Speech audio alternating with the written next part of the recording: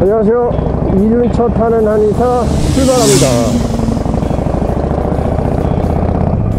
좀 시원해 보이나요? 굉장히 덥습니다. 굉장히 더운 날 충전을 좀 하려고 또 나왔습니다. 오늘씨 너무 무더워가지고 한 1시간 정도 주행을 좀 해줘야 충전이 좀 되는 것 같고, 이제 만 4년 차가 지났죠. 배터리를 올 겨울에 방전되면 안 될 것 같아요. 배터리를 교체해야 할 수도 있어서.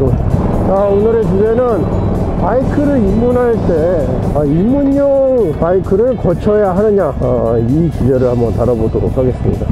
처음부터 이제 고백이랑 큰 바이크를 타도 되느냐, 아니면 입문용 125cc 정도, 일종 보통으로도 운전을 할 수 있는 125cc나 뭐 200, 250cc짜리 서터급으로 시작을 해야 되는가에 대해서 오늘 좀 얘기를 나눠보려고 합니다. 결론부터 말씀드리면, 저는 제가 또 그렇게 입문을 했고, 입문용 바이크를 일정 기간 타다가 본인이 궁극적으로 원하는 모델로 가는 것을 추천을 드려요.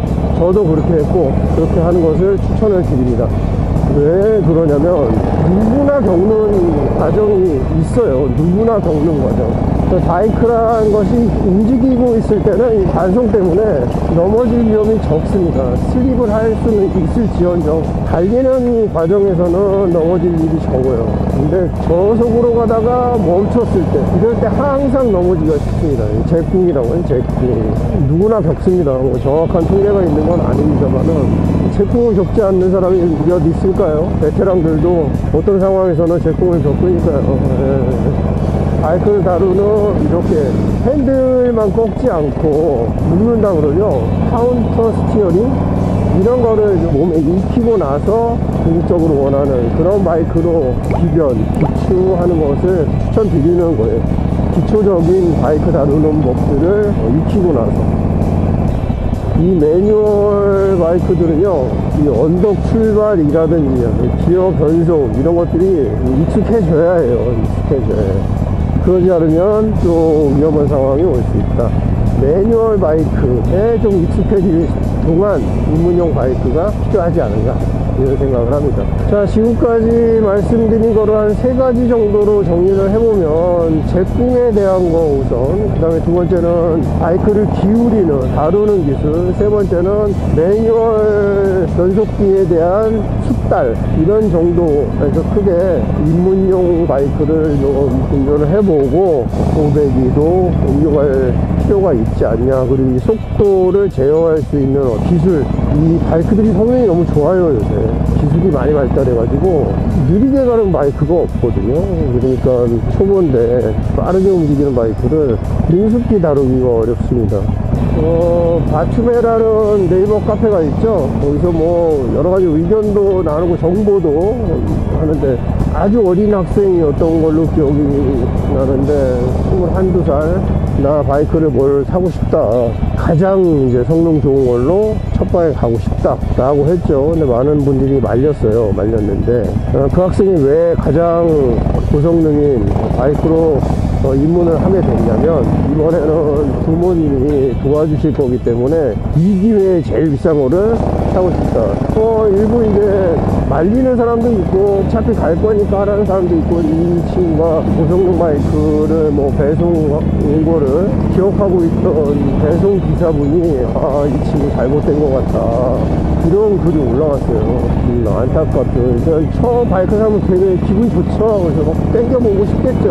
또 어린 학생이니까 겁도 없고 사고로 이어지는 그런 경우인데요. 다 그런 거는 아니지만, 어느 정도 이 속도에 대한 제어, 그 다음에 바이크를 다루는 몸에 익은 다음에 고성능 고배기량으로 가는 것이 좋지 않겠냐 하는 게 저의 어떤 의견입니다. 의견. 저도 그렇게 했고, 듀크 200을 가지고 한 1년 정도 연습을 하다가 할리를 기출을 했죠.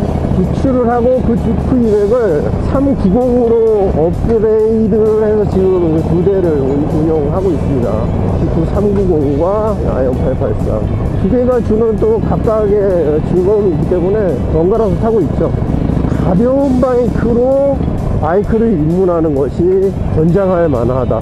바이크가 무거우면 그만큼 다루기가 까다로워요. 특히 멈췄을 때 제꾸할 확률이 훨씬 높고요.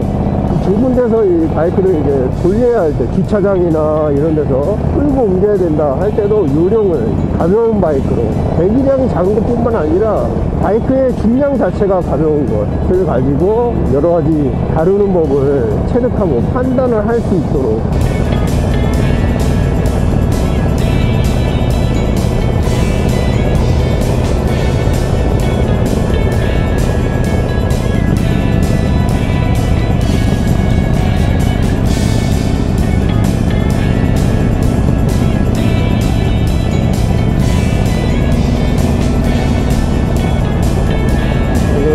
삼청동길로 한번 가보도록 하겠습니다.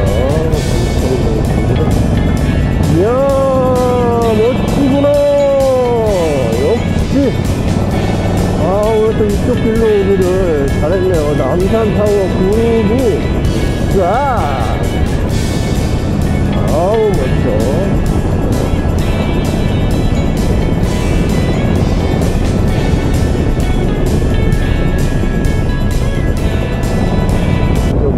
하면서 여러분들께 저의 의견을 좀 알려드리는 거예요. 바이크에 입문하려고 할 때 바로 고배기량으로 갈 것인지, 그렇게 하시는 분들도 있고, 그래서도 잘 타시는 분들도 계시고, 추천하기를 저배기로 입문해서 일정 기간 동안 익숙해진 다음에 원하는 바이크를 하시면 훨씬 더 안전하게 탈 수 있지 않을까 하는 게 제 생각이에요. 제 생각을 말씀드리는 겁니다. 청와대 모습 여기도 한번 배경으로 편집자 좀 넣어주고, 여기 참 뷰가 좋네요. 신호대기 중이지만 뷰가 좋아요. 신물문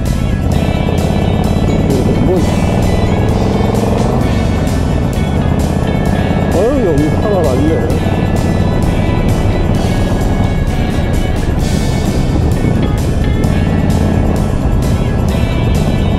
삼청동.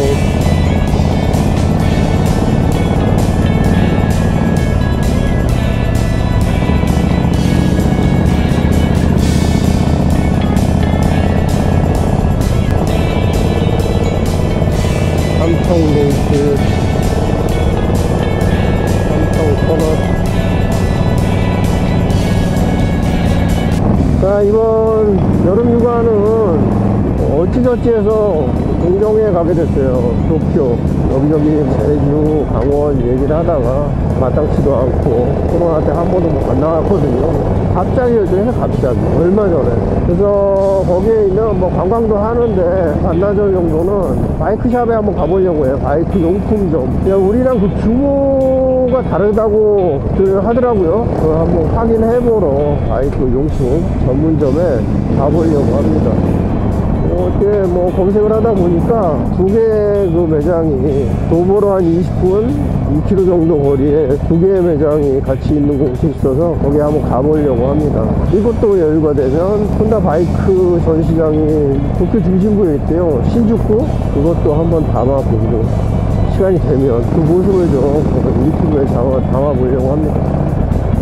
오늘 바이크 입문할 때 입문용 바이크를 거치는 것이 좋은가에 대해서 부연 설명을 드렸고요. 두 번째로는 휴가 가서 바이크 용품점을 한번 둘러보고 올 계획이다. 두 가지 말씀을 드렸습니다. 자, 오늘 영상 여기까지고요. 구독과 좋아요 부탁드리겠습니다. 감사합니다.